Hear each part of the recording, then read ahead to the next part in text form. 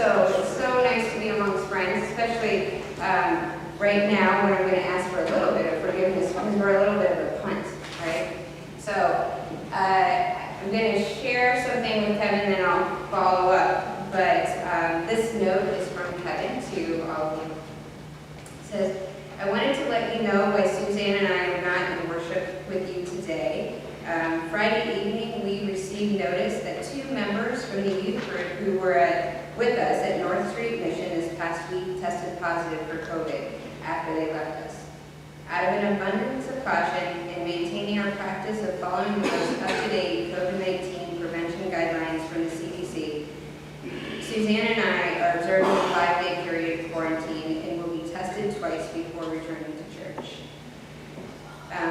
Others who may have been exposed to the groups were either wearing face masks during their interactions or have recently recovered from a COVID-19 infection, putting them at a low risk for infection and exempting them from a period of quarantine unless they develop symptoms.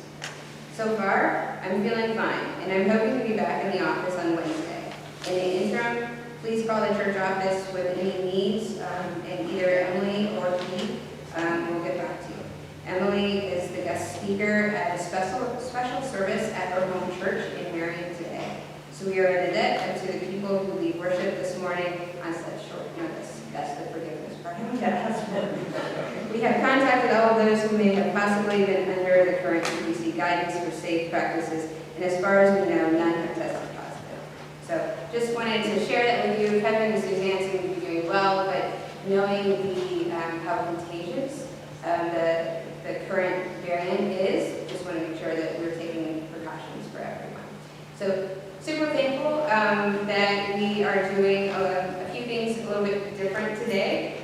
Janet, as of 9 a.m. this morning, is helping us out with some of the message and some of the interim and children's message. Karen, we've changed scripture on her, I think, 2 or 3 times, and I don't even know if she knows that we changed it that many times. She'll actually be reading from Psalm 107 this morning. But thank you for your patience. Does anybody have any other announcements, though, that they'd like to share? Okay. All right. We'll maybe enter into worship and thank you. Good morning. Good morning. For those of you who were here last week and things were a little confusing with the scripture, well, we're topping that today. I'll be reading from a book, Psalms for Praying, and I'll be reading a good portion of Psalm 107. We give thanks to you who are the source of love, whose light shines forth throughout the universe. Come awaken our hearts that we might do your work, for without you we can do nothing. 'Tis your love that loves through us. Gather us in from all the lands, from the east and the west, from the south and the north. Let all who are hungry and thirsty, whose souls are faint within them, cry out to the most merciful to give them succor, to nourish them with healing love. For fear cannot live where love and gentleness abide. Enter into the great silence, where you may hear the voice of the beloved, who satisfies the hungry soul and quenches the thirsty with streams of living water. Yes, attune yourself to the small, still voice within. Stay true to your heart center, for through your inner being is the word of truth heard. The resource to break all bonds is found there too. Has no one ever told you that truth is written on the scrolls of your heart, that the beloved dwells therein? O peoples of the light, awaken to the knowledge that lives within you. Come out of the darkness and gloom, break through the fears that hold you prisoner.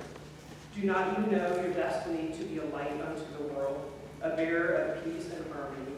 Oh, let your light shine as a very ray of the radiant one's own light. Here ends the reading of the scripture this morning.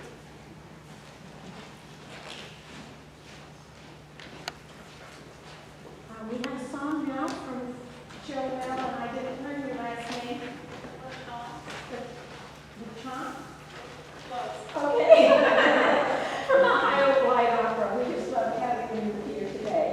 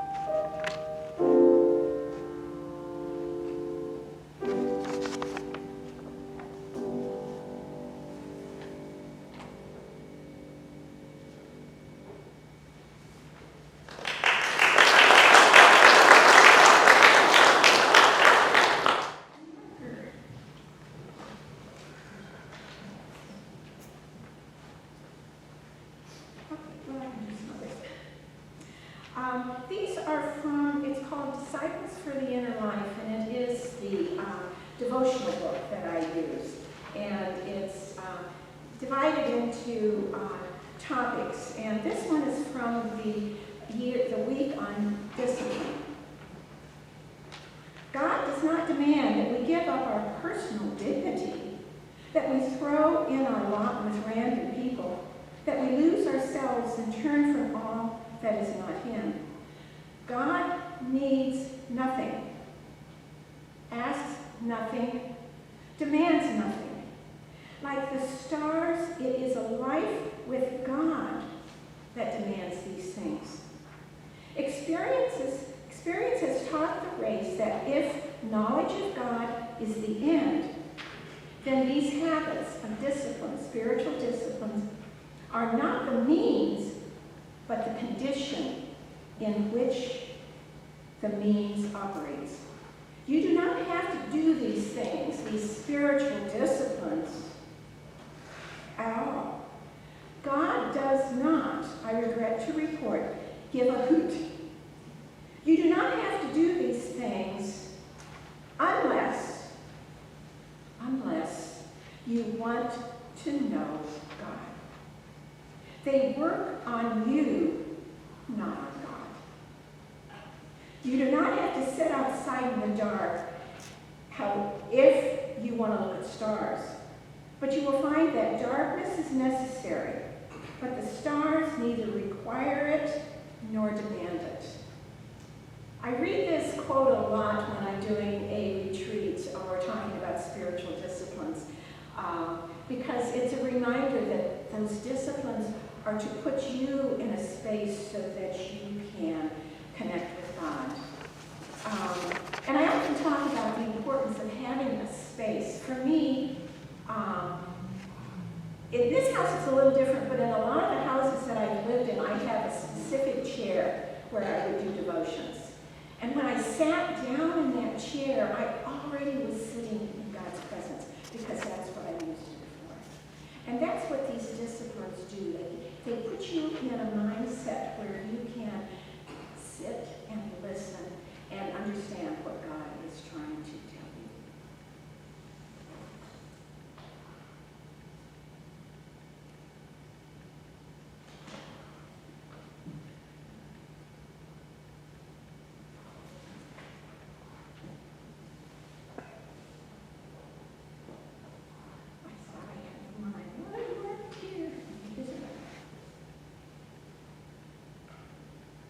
That kind of goes along with this other one. We have fallen into the temptation of separating ministry from spirituality, service from prayer.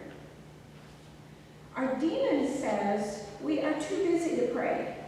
We have too many needs to attend to, too many people to respond to, too many wounds to heal.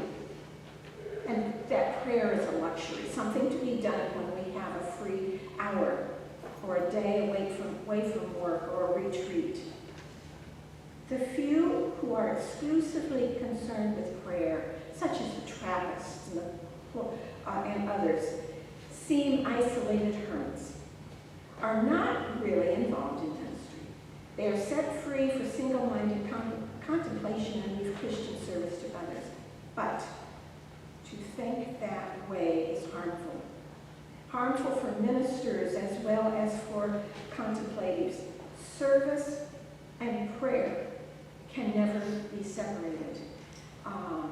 And I can't do the quote exact, but the idea is, you need to give yourself at least 15 minutes in the morning to pray. But if you've got a busy day coming, you've got to give yourself an hour. If you've got work to do, then you need to spend that time so that you are focused and you are open to what God is guiding you to do.